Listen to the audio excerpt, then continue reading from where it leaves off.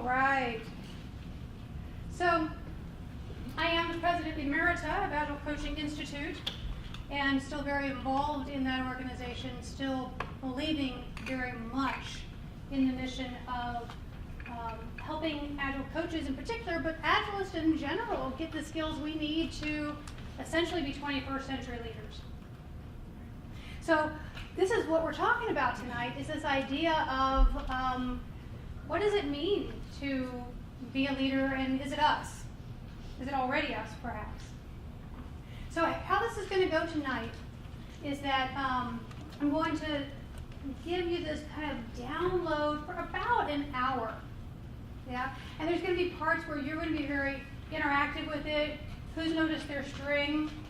There's a string on your chair. For those of you on the live stream, don't worry, I have something for you. And we're going to be using polling technology to hear from you and be able to work live with that data.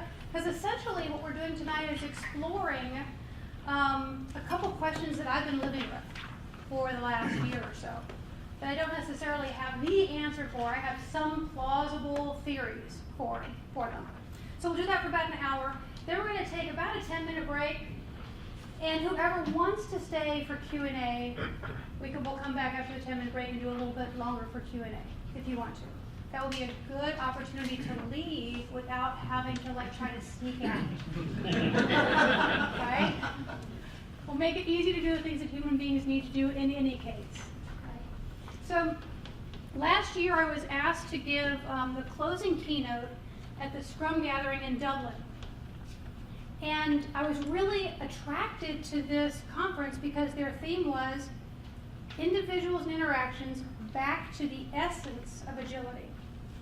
And so for about a year, I kind of sat with this big question here, which is, so, okay, if we value individuals and interactions so much, why do processes and tools so often run the show? And so there are two things I've thought about related to this as I was mulling it over that we're going to explore tonight together. One of them is that even though we have a great affinity for individuals and interactions, we might not have the new advanced skills to make individuals and interactions be the centerpiece, right? And so we're going to be working with some of those human technologies that are known, just not widely distributed yet. So we'll be working with that tonight. The second plausible explanation for this that I've come up with is that essentially we're in a really big shift in the whole world from the idea that an organization is a machine to the idea that an organization is more like an ecosystem. And that turns out to be a really big shift. And perhaps another reason why, even though we like the idea of individuals' interactions over processes and tools, oftentimes processes and tools still run the show. So that's where we're headed. Okay so far? Yes. Okay, great. So I'm going to tell you a story in two parts of my trip to Peru in July. Because that's where I did a lot of thinking about this question.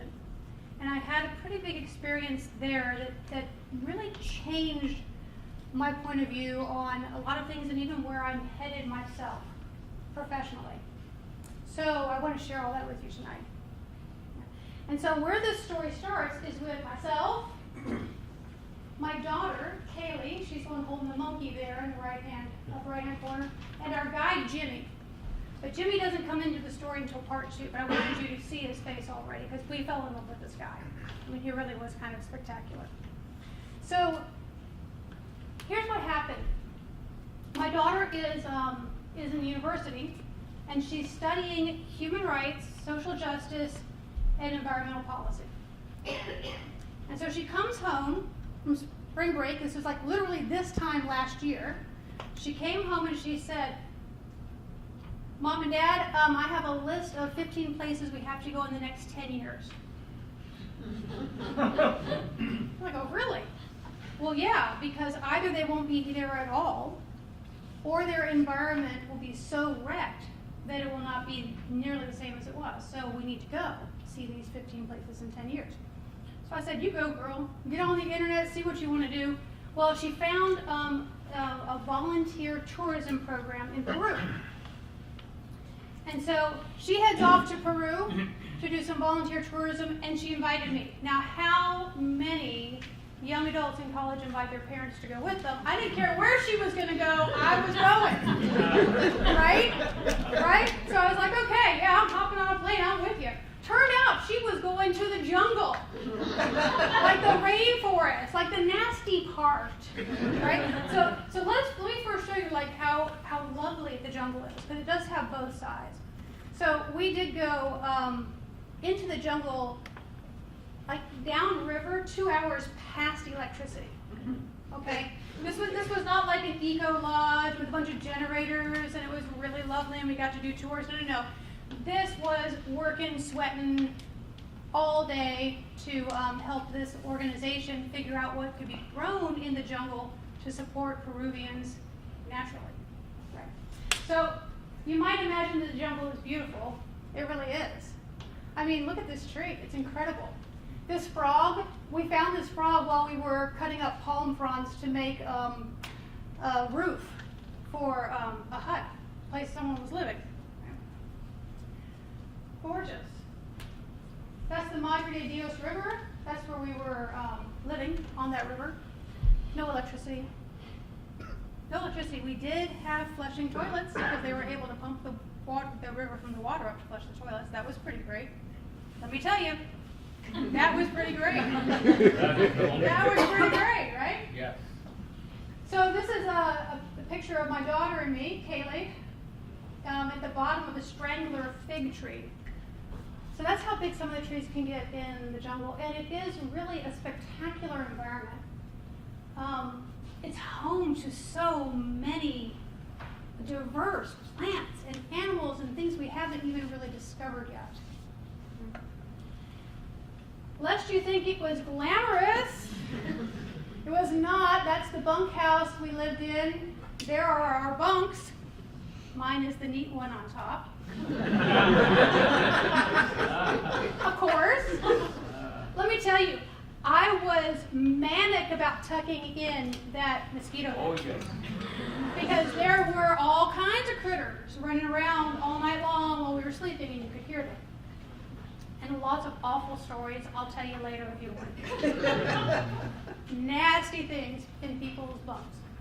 Okay, and the boots, which you definitely want to hang upside down, because critters will crawl. See, you know, critters will crawl in your boots. And so this is the two of us. We're doing some weeding essentially. We've got machetes and we're walking through the swamp and we're cutting down these big banana palms. And this is my daughter Kaylee. She turns around and she says, "So Mom, if we're gonna see anaconda, it's gonna be right here."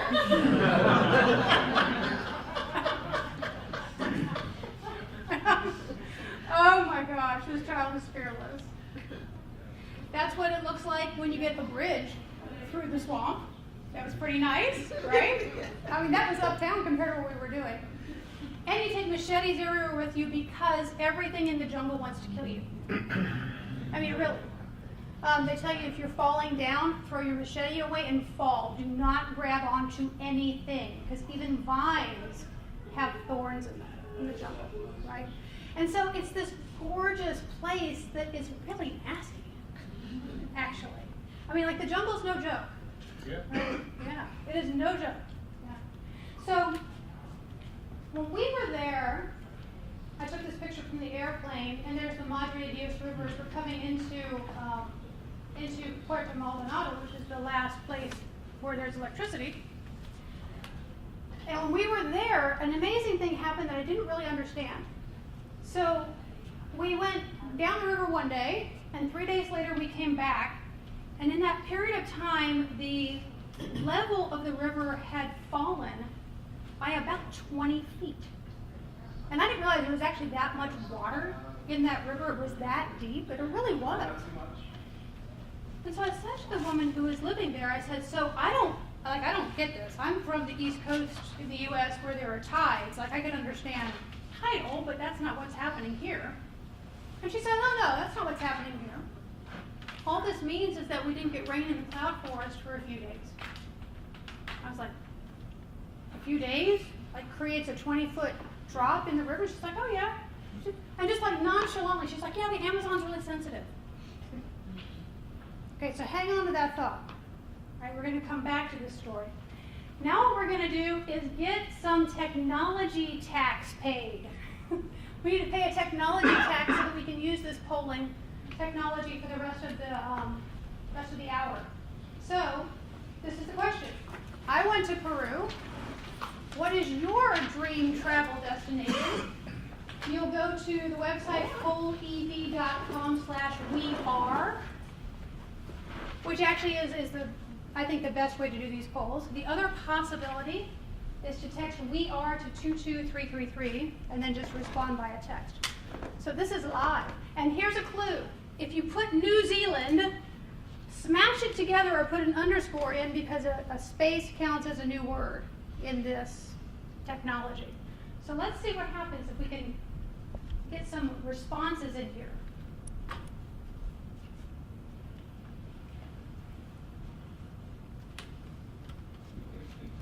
Those of you on the live stream can play. Belize, Rome. That's cool. So far, all fairly warm places.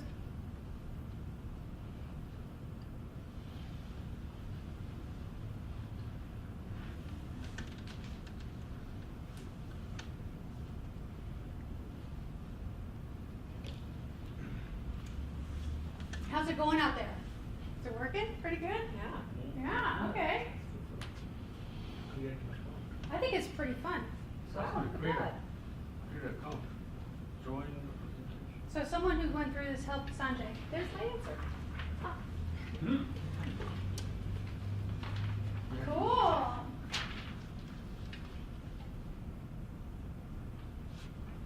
And it's neat that we're doing this here, and I wonder what are the responses coming in from the people on the live stream too. It's kind of fun that we're connected to them in this invisible but real way. All right, cool. So that helps us get this technology set up. We're going to use it twice more. Let's just have a few more seconds of fun, huh? Let's see what else comes up. I want to know what Anthrocon is.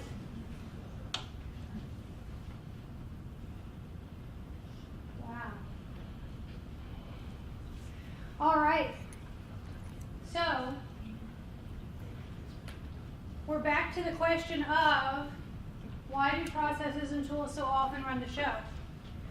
And the pictures on the left are our current mental models, the ones becoming outdated, and the pictures on the right are what's coming, or what the kind of the more modern places look like. Looks like a modern classroom, looks kind of like the one on the right sometimes.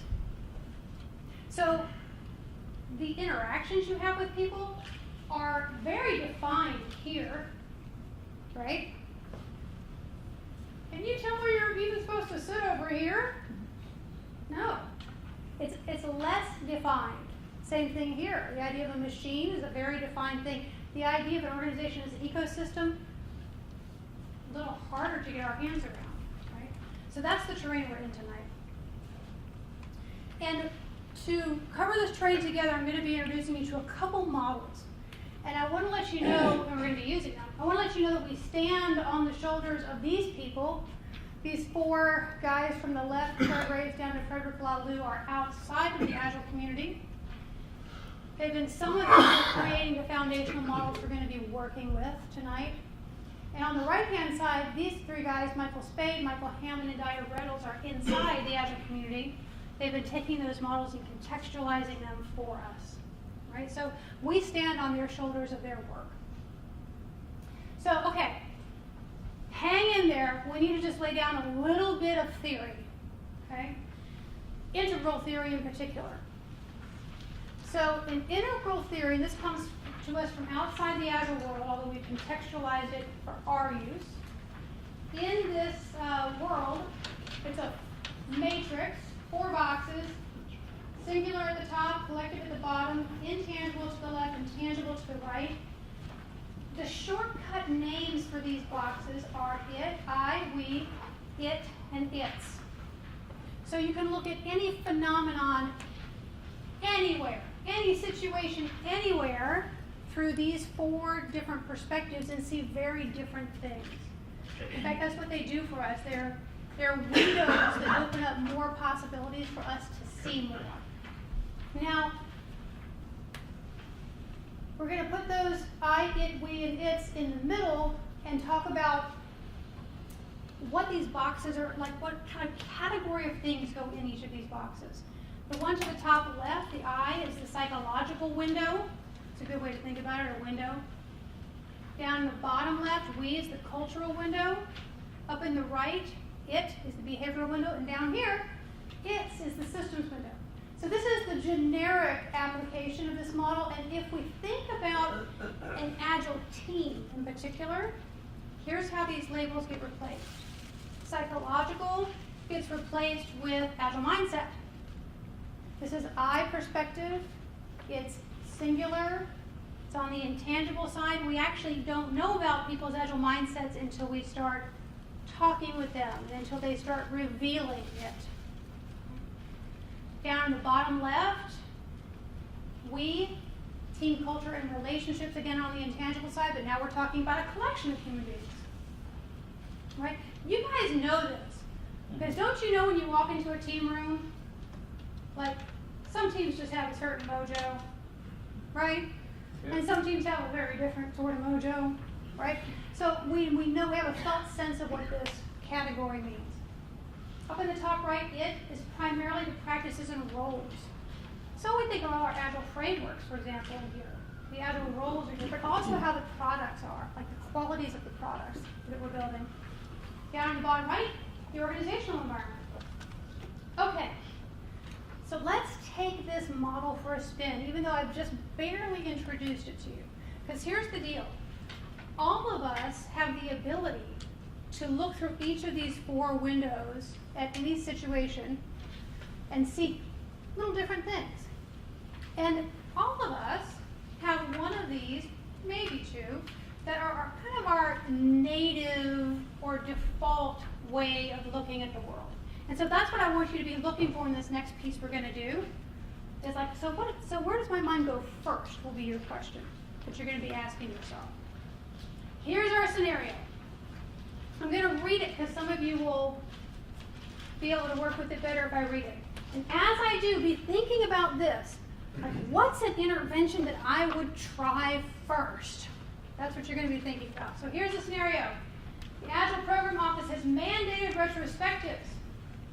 To make the retro efficient so people can get back to real work, the Scrum Master uses the same facilitation design each time. Some team members think the retro is a waste, and others want to use it to improve. The second group complains about the first, saying they are anti-Agile. So right in mess, isn't it? It's a regular kind of mess that we're in, right? Mm-hmm.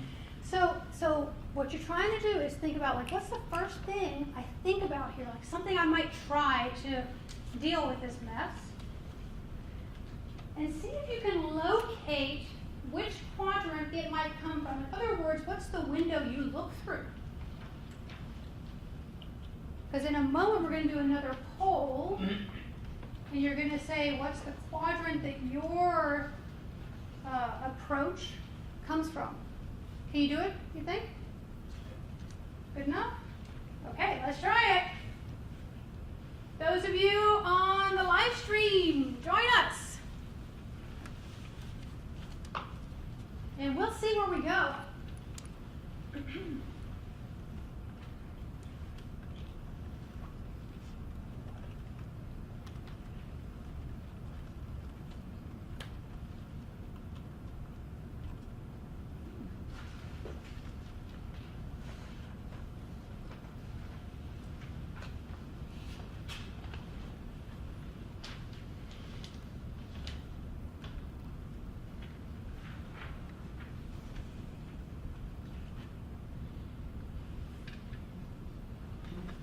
Just vote one time, right? Just quote one time. So the question is, whatever approach you got in mind, like here's what I would do to try to solve this problem, see if you can locate which quadrant it comes from, or which quadrant you look through to find that approach. So maybe another way to think about it. It feels like it's starting to get stable enough, doesn't it? So what are you guys seeing here?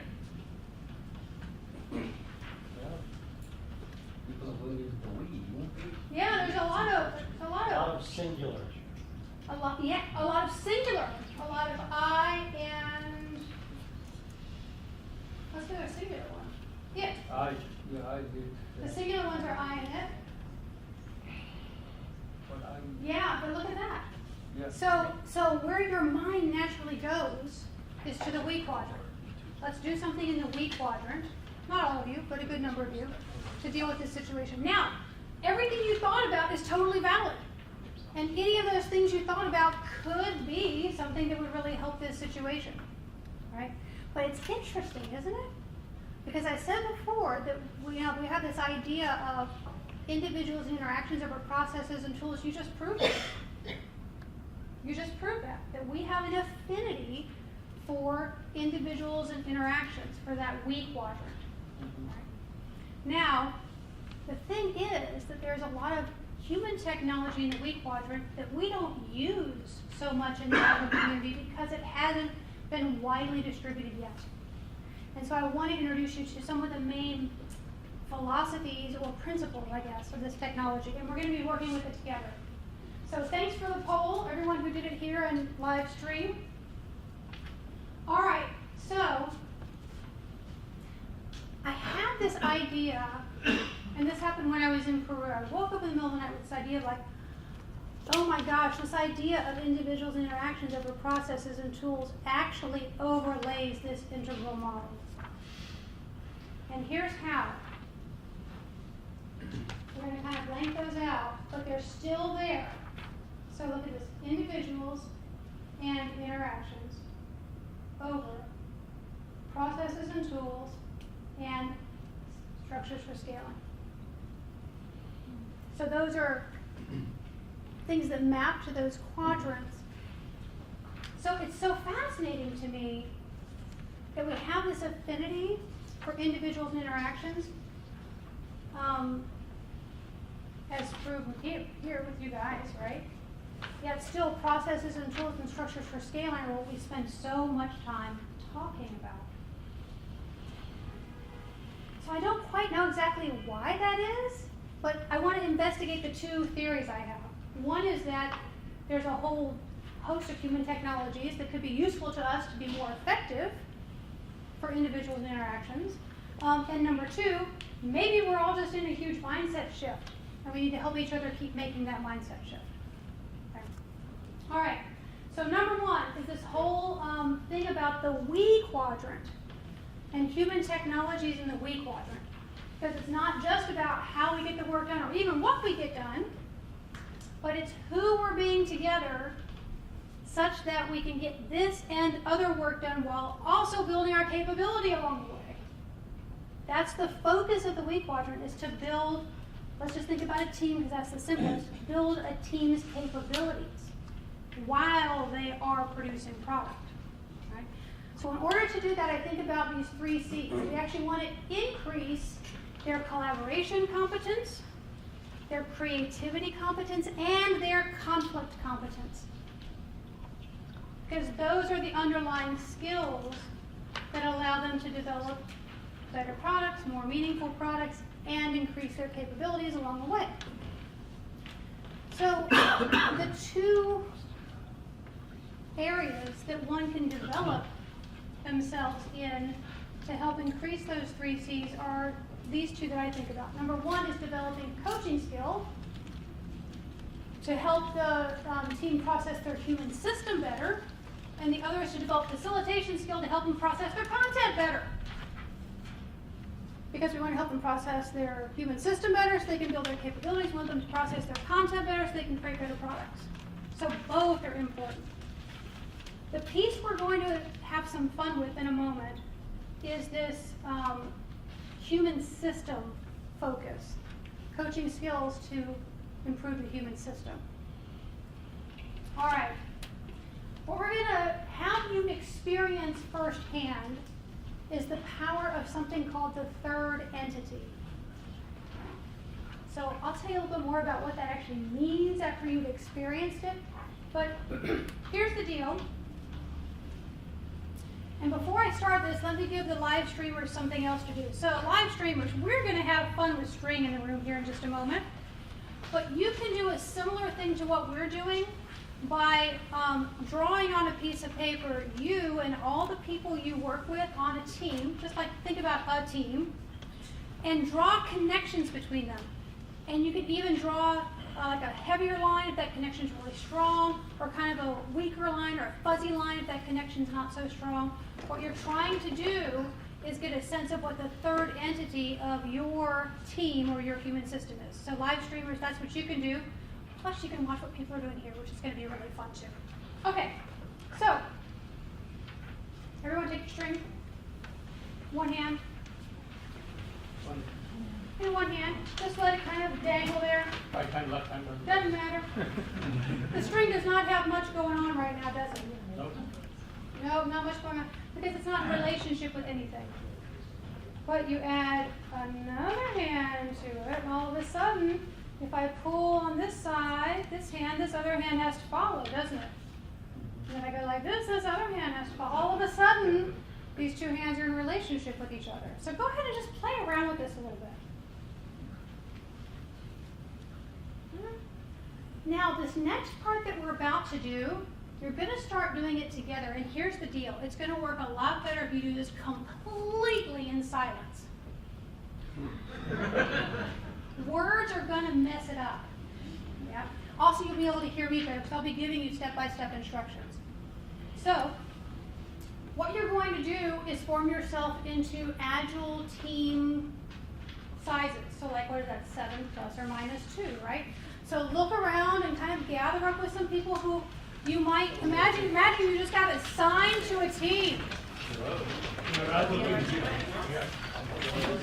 And once you find your team, look at me, give me your attention.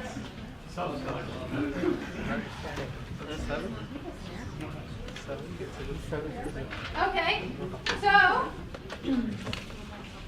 all right, so you know what happens when you're on a new team together is that automatically there are like maybe just a couple people who are more outgoing, and those people might share their string with someone else. You might actually give your end of the string. Maybe just a couple of you give one end of your string to someone else.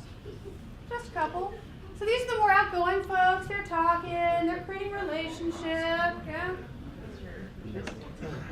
But then time goes on, and there are more strings that get connected between people on a team, right? So go ahead and see if you can start connecting with each other by sharing one end of your string. Now listen, your goal is to create a web or something like that would be strong enough to hold an object. So go ahead and start doing that.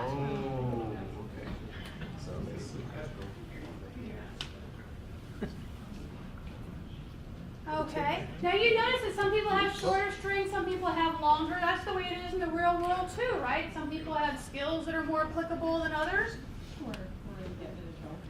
You might pick up a piece of paper or maybe a couple pieces of paper and see if your string can hold a product, see if it can develop something.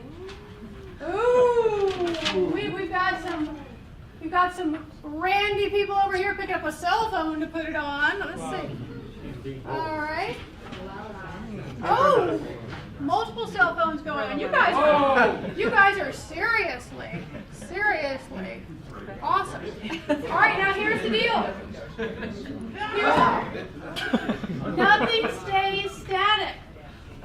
Imagine that two people start to get into a little bit of a fight. So two of you, maybe you might look at each other and figure out who's going to be in this fight. It's still working. You're going to start maybe pulling your string a little harder. See what happens. Police. See if you can simulate a fight between two people, or maybe 3 or 4. Notice what happens to the string. Oh, cell phones are flying. 2 cell phones and a water bottle. Oh man, but that was amazing. All right, everyone hold up your string. Hold it up and look at it. look at it. That is the third entity of the group. It's a representation of the set of relationships between you all. And that is what a really skilled coach will focus on when they're trying to deal with weak quadrant issues. Cool? That's the relationship system, the human system. Okay, now you can talk to your friends and say, like, that was really cool. Yeah.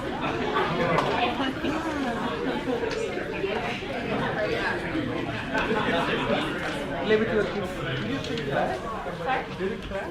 Oh no, that was Okay. it was already practiced. That's why I volunteered it. Thanks for playing along. That was fun. And I heard you guys got 2 cell phones and a water bottle on your screen. Was that correct? Yeah. Holy moly. All right. So here's the thing. Most of us, when we try to deal with complex situations like that one we just saw where the team hates the retro and it's mandated and blah, blah, blah, all those other pieces of it, when most of us try to deal with that, we end up dealing with individuals. Makes sense, right? And then we try to kind of like somehow get individuals to agree or aligned or something like that. It's a lot of work for us.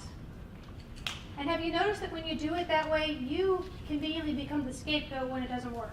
Who's noticed that? Okay. Okay.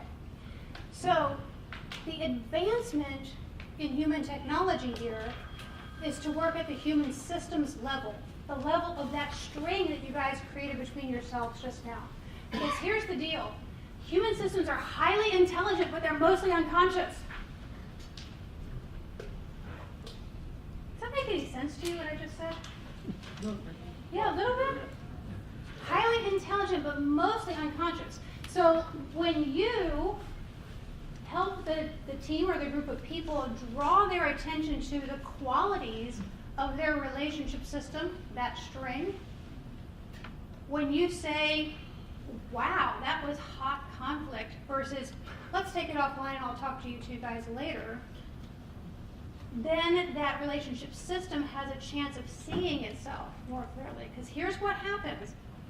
When more conscious of itself, relationship systems naturally move toward a more healthy state. You don't even have to figure it out. In fact, best if you don't try to figure it out. Best if you help them see more of the facets of who they are together, and then all of a sudden new possibilities pop out of their mouths.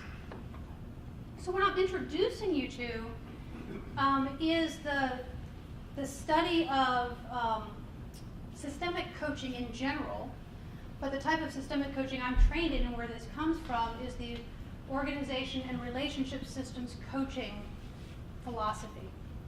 Right? So it's a professional coaching school. Right? It's a thing I'm trained in and that I'm certified in. And that makes, I just have this dream that if more of us were working at that level, that maybe individuals and interactions would really actually be over processes and tools more often. Because couldn't you see how powerful it was even with just a silly string thing? It was kind of cool. Right? So if you're curious about this idea of working in the weak quadrant at a different level, then here are 2 things I would suggest. Number 1, you have to develop your foundational professional coaching skills. You have to. Because that whole, you pointing their attention to the string won't work if you are totally wrapped up in the outcome and you're trying to force your point of view on them. It totally will not work, right? So that's why self-management and presence are 2 of the really key professional coaching skills to develop here, but not the only ones. Right? But the 2 you can't do without, for sure. And if you're curious about these concepts of coaching the third entity, this book that Marita Freejohn and one of her co-authors wrote, it's a pretty good start. Pretty good start. Okay. So, let's keep digging. Because that was one thing. It's like, so maybe if we increase our skill in the weak quadrant, right? Individuals and interactions can win the day, maybe. Now we're to this idea of the organization as a machine or the organization as an ecosystem. The idea of managing a machine is totally plausible, isn't it? Yeah. Right, totally plausible. The idea of managing an ecosystem is laughable. Right? I've been in a jungle like that. I can tell you it's completely laughable. Yet, most of our modern organizations resemble more the jungle than they do the machine, don't they? So we have some catching up to do. Right?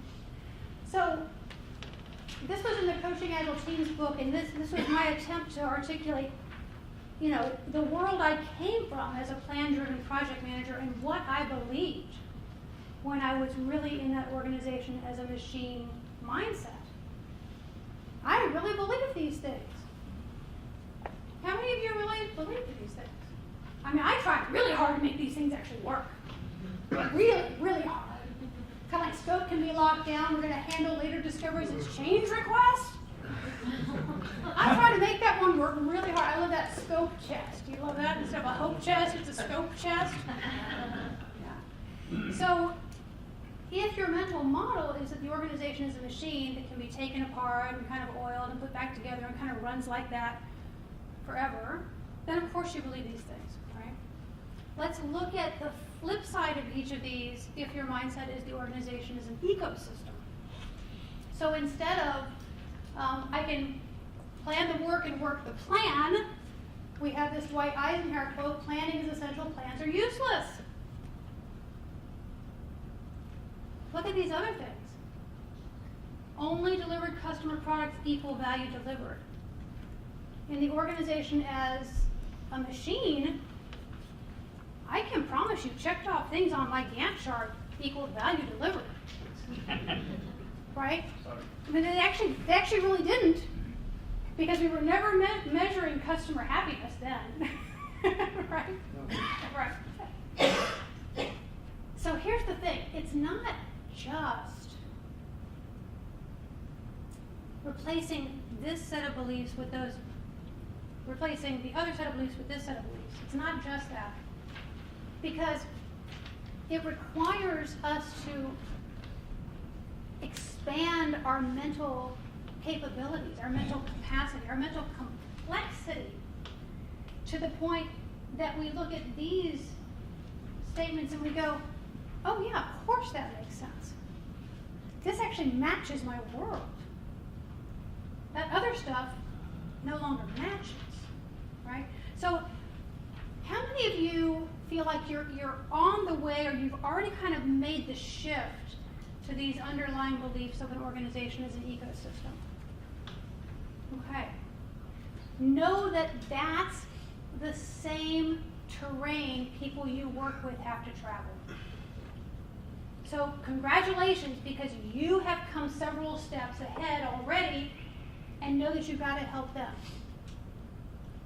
Now, it's not just a matter of saying to people, believe this list, don't believe that list. Because at a certain level of mental complexity, and at a certain level of like my life works just fine the way it is, those other beliefs are fine. They work. Right? So the idea is to help people and help ourselves continue to level up our mental complexity. And so for this, I'm going to introduce this idea of value systems. We're going to talk about 4 of them. And each of them is a little more complex than the last one. And when we live in each of these 4 value systems, we can handle more of the complexity around us, essentially, right? So this one, there are a couple short names for it. Truth Force is one. The color amber is another short name for it. Here's the deal. What organizes this value system is the idea of a transcendent purpose. That if I do my duty now, I'm going to get a reward later, and it's going to be glorious and make everything I've gone through in my life worth it. Right? So that's the idea. So if that's your orienting value system, then conforming to the rules and processes makes total sense, doesn't it? In fact, there's honor and duty in conforming and going along to get a reward later. And this value system has produced some amazing things for us in the world. Predictability, scalability, stability. Modern civilization wouldn't exist. We wouldn't be sitting in this room without this level of thinking. So this is great until this level of thinking is completely challenged by its environment. Because you can see that at this level of thinking, change is going to be pretty hard, don't you think? Yes. Yeah. It's going to be pretty rough. It's going to be hard to change. So when the environment around us called us to kind of rethink how we're organizing our life, what often happens is that people will move to this level, which is the short name is orange. Drive is another short name for this one. And what I'm going through, guys, is something that comes to us from outside the Agile world that's been researched by many, many people over decades. And you would probably look it up over the short name of spiral dynamics would be one thing you would look up. Another book you would look up would be Reinventing Organizations by Frederick Laloux, which is pretty popular in our community. Talks about these ideas. All right, so stride drive is like, I want my reward now. I have a good idea. I want to see it happen. And so, like, this way we organize this value system, it totally rewards initiative and people who are willing to take risks. Right? It's like, I see a world of opportunities. That's what this one's about. This one's about freedom, autonomy. It's about success and achievement. It's about getting results. Right? Now this one is Human Bond, is its short name, green is its color. The idea is, I chased all of those results, I chased all those achievements, and you know, when I got to the end of it, it was a little bit empty for me. Because I sacrificed a lot of relationships along the way, and there's got to be a better way. Like, I want a sense of humanism in the age of the machine. That's where this one comes from. To get a sense of humanism in the age of the machine. So, ideas like, we need to hear lots of different perspectives before we decide. That's just normal in this value system. Actually appreciating diversities, not just tolerating them, wanting them. That comes online here. And the idea is that, hey, there's only one planet, we all share it. It's like, I'll agree, let's stay together. Yeah? I mean, so this came online during the 60s, right? And because of the movement in the 60s, we now have Whole Foods and yoga classes. Everywhere. Yeah. So the fourth one is called FlexFlow. And teal is its short name. This one is focused on the health of all the other colors we've been through. Because here's the deal. Those other colors we've been through, amber, orange, green, they all fight each other. Each one thinks they're right, and the other ones are idiots. Right? FlexFlow, teal, is the first level where we're like, we have billions of people on the planet moving through each of those value systems. We better make it easy for them to move. So the idea at teal is thrive and help others thrive, because it's totally possible. Right? Sense and respond comes on as like a major skill. Everything's interconnected. We will do things like consult the voice of the third entity to get information if we're organized at this level. Like this idea of wisdom beyond rationality and wisdom beyond numbers comes online. Cool. Now, here's the thing. They stack together. And this is literally an adult development stage model. That one progresses to the next, and progresses to the next, and an adult can stop at any point. An adult can stop at any point. So not all of us are going to keep progressing. Now, let's kind of to relate this whole notion to the Agile Manifesto and to ourselves. Because remember, the terrain we're discussing here right now is like this shift from the machine idea to the ecosystem idea for organizations, and that it's not just a matter of helping someone change their mind, it's a matter of helping them and us upgrade our mental complexity, right? All right, so with Amber, let's call that tradition-driven Agile. And if we map it against the Agile Manifesto, oh, look at that, it's backwards. Think about it. If you believe there was a capital T truth, and we could create a process to produce that truth again and again and again, then actually processes and tools would totally be more important than individuals and interactions. Right? Makes sense, right? Following a plan or responding to change, of course that makes more sense. If your level of mental complexity is here, that makes total sense. In fact, those people who are responding to change, they're idiots. Right? All right, let's look at the next one. Results-driven Agile. Now, okay, a little bit of our Agile Manifesto starts to come online here. Working software over comprehensive documentation? Yes, because people buy working software. They don't buy comprehensive documentation. Right? So Orange is interested in what it can sell, because that is the measurement of success, how much I can sell. Right? But contract negotiation over customer collaboration, not so much.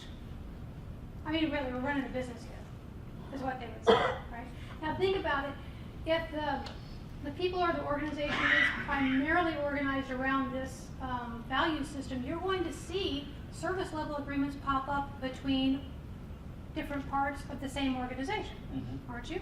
That's another form of contract negotiation. Yep. So what about this one? People-driven Agile.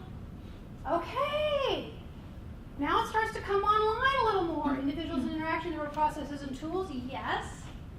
Because empowerment is not just a buzzword at this level, it's actually an organizing function. We want to empower people and hear their points of view because we value diversity. Right? Customer collaboration for contract negotiation, that makes total sense. In fact, customer intimacy is a valid strategy that you can say without people laughing at you if you're organized at this level. And in Teal, we call it impact-driven Agile, the whole manifesto comes online, and especially responding to change over following a plan. An organization kind of centered in Teal would shift its organizational structure when it would need to. It would not stay locked in any one organizational structure. In fact, it would recognize when it's time for its organization to die and to find a way to gracefully do that. Think about this. Would an orange organization ever let itself die? I mean, it would do everything to prevent it. Now, certainly they do die, but it would do everything to prevent it. So, here's the thing. We don't always walk our talk in this community, but we do kind of dig the manifesto and things coming online at green, don't we? Now,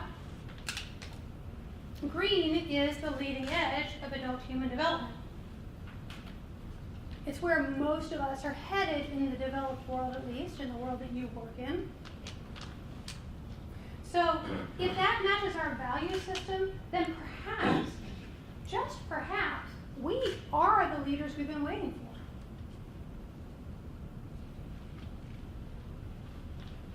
Please continue to do things to help organizational leaders and other people understand how to be more agile. But in the meantime, please keep developing yourself. Because you are, what they say, like coming to a theater near you soon. You are that for adult human development. So, that's good news and bad news. The good news is you can feel really good about yourself. And actually, the bad news doesn't negate that at all. I guess the bad news is that it takes a little more work, right? But you can still keep feeling good about yourself. Right? So we are the leading edge. We're the leaders we've been waiting for. And check it out. The leverage point is adult human development. You go first. Yours first. Because to the extent you can continue to develop yourself through these levels of mental complexity, you will be more and more able to help other people do it and not be as aggravated with them as you do. Right? Because remember that green, and especially as we move into teal, that's the level at which we're thrive and help thrive. That's the level at which we can meet people at any of those other levels and help them take their next steps. So, okay. Yeah, just that. Just like, develop yourself, develop your mental complexity. That's all you have to do. Like, no big deal, right? Get it done by Monday. Yeah, not so much. It's going to be a multi-year journey, but here's the thing.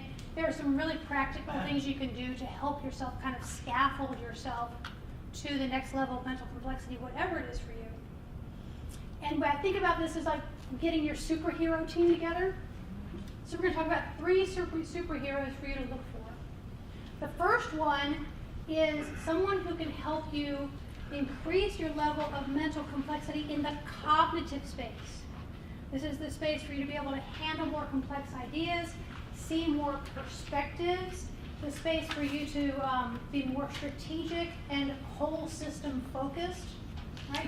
And so you're looking for a cognitive Kant, or whoever this ends up being in your world, right?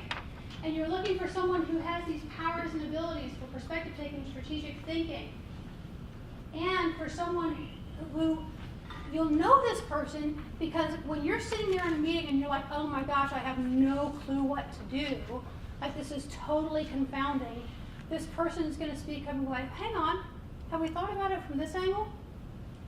Ooh, that might be your cognitive Kant.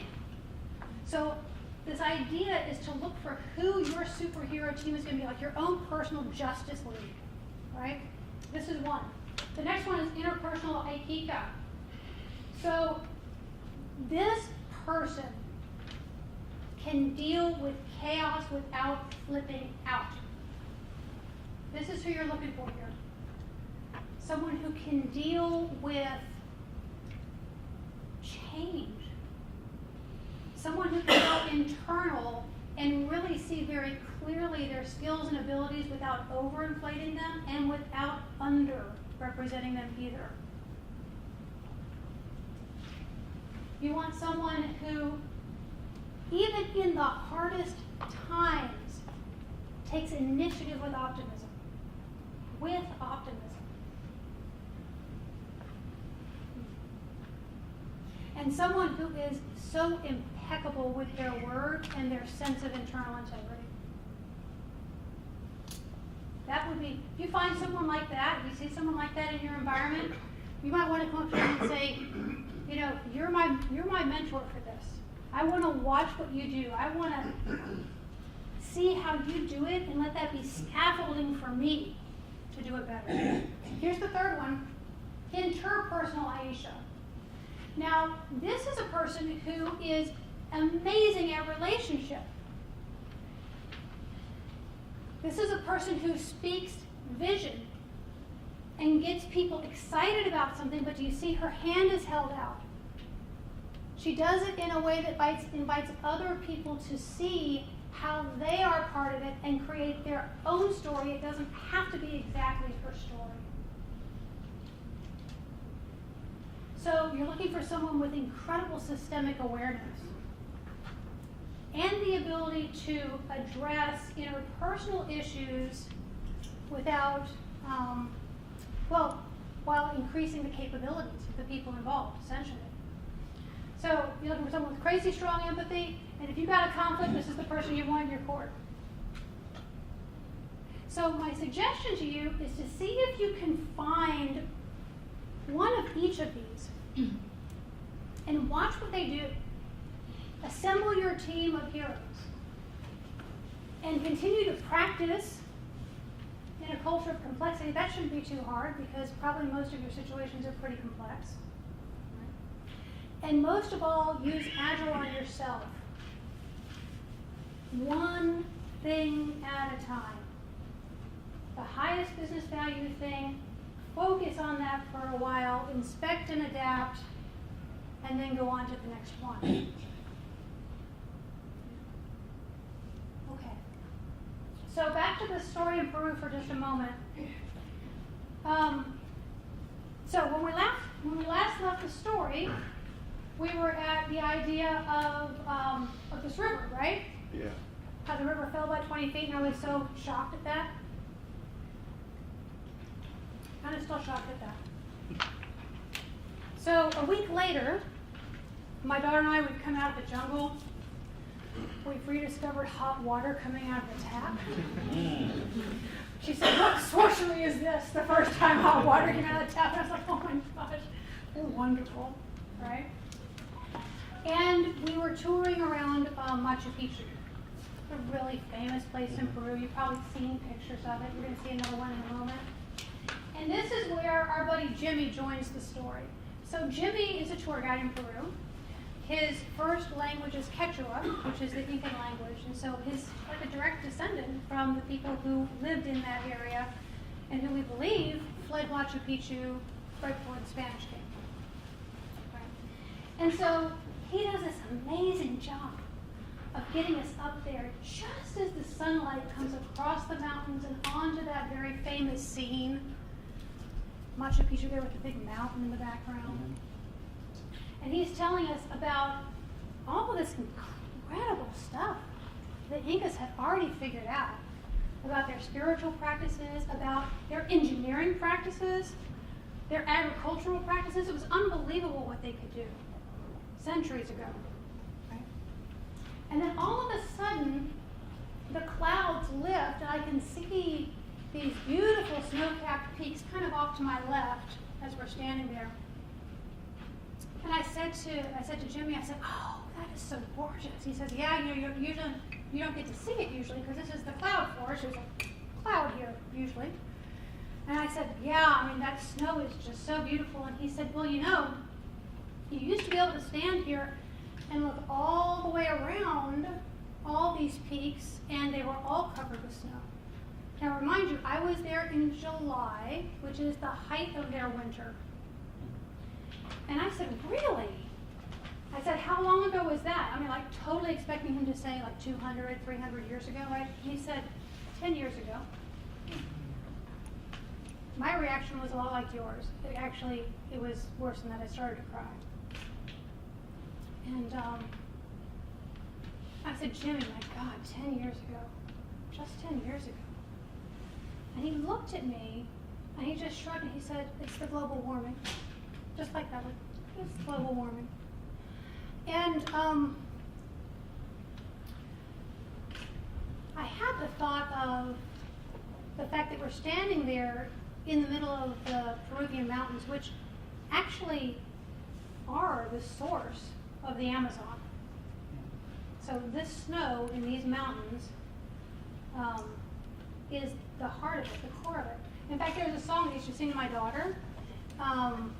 It's talking about how much I love you, and there's a it's bigger than this, it's bigger than that, and there's a line that goes, "Bigger than the mountain in Peru where the Amazon starts." And we were there.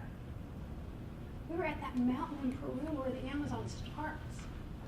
And I thought we'd have 2/3 less snow to melt to create that river, to create that biodiversity, create the part of the planet that actually breathes for us in just 10 years. I don't know about you, but I don't think I want to find out what happens when we don't have enough water to run in those rivers. So it was a real, it was a hard moment actually for me. And it made me think about, what am I here to do? Because I and you we all have this great thing called Agile. It's this thing that will accelerate pretty much any mission. And I thought, what am I called to do in this situation? So I don't know how it's going to happen, folks. I don't even have the first contact here. And I'm taking a little rest right now. And I'm developing my capabilities to be able to get ready for bringing Agile to people who are already working on climate change. That's what's coming over the horizon for me. Because that kind of change in 10 years, I don't know about you, but I feel some sort of urgency. Am I alone in that? No. How can we join? How can we join? Great idea. I love that. How can we join? Thank you.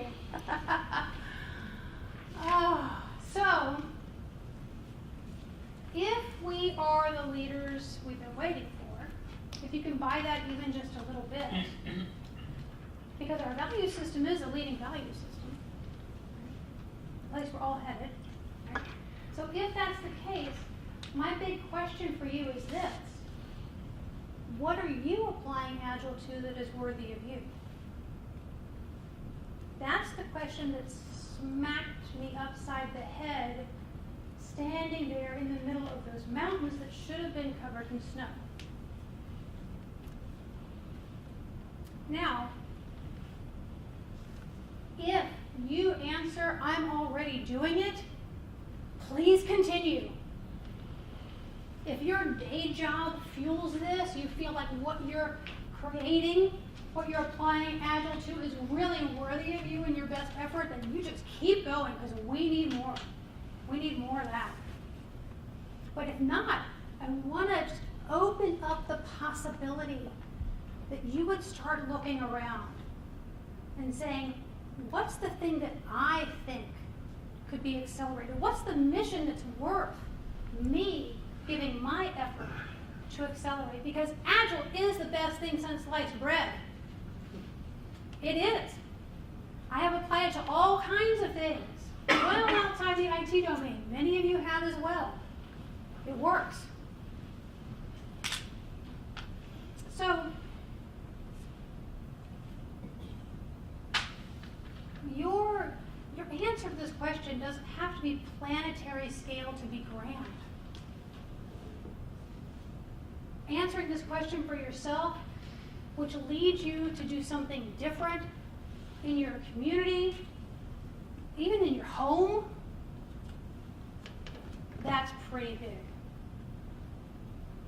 That's pretty big. So, I was asked a question last August that has stuck with me. And a woman was asking, so, you know, Lisa, you've been around the Agile world for a long time now. You've seen a lot of things.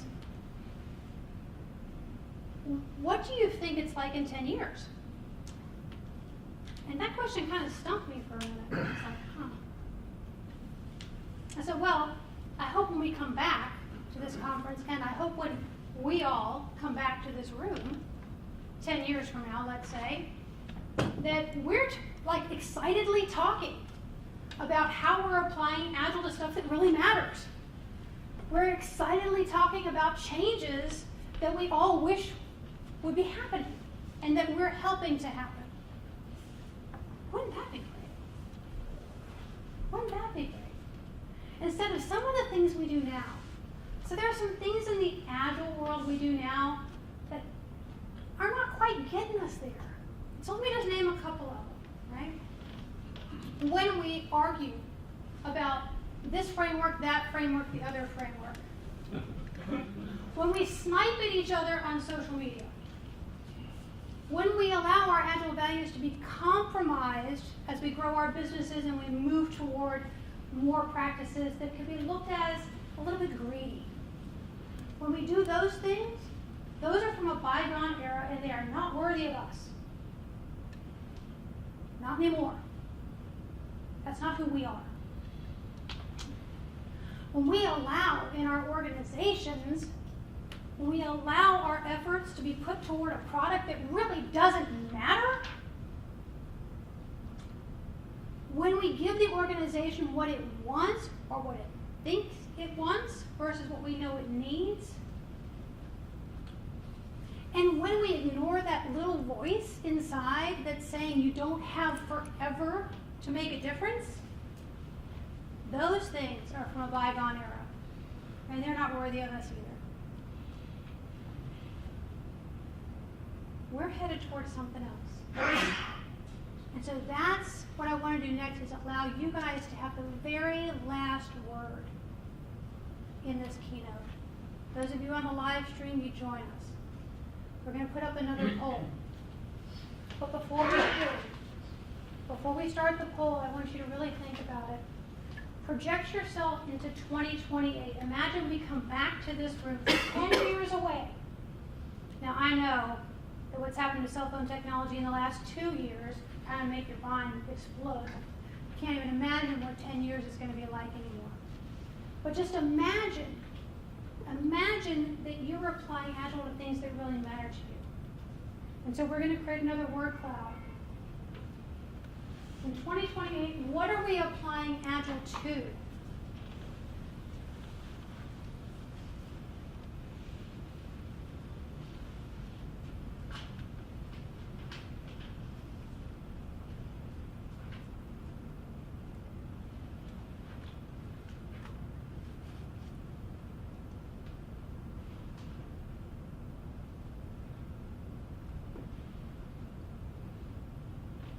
I love seeing these things come in.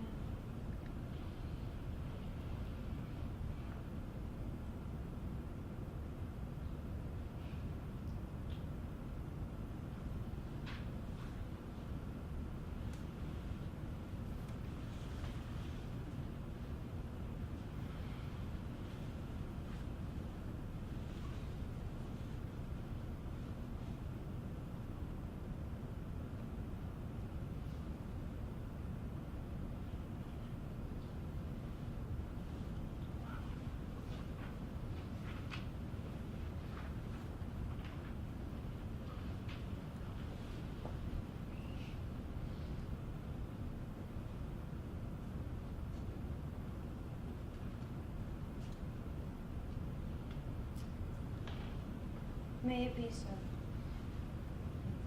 We're going to take our 10-minute break now. And if you want to stick around to ask questions, you're more than welcome.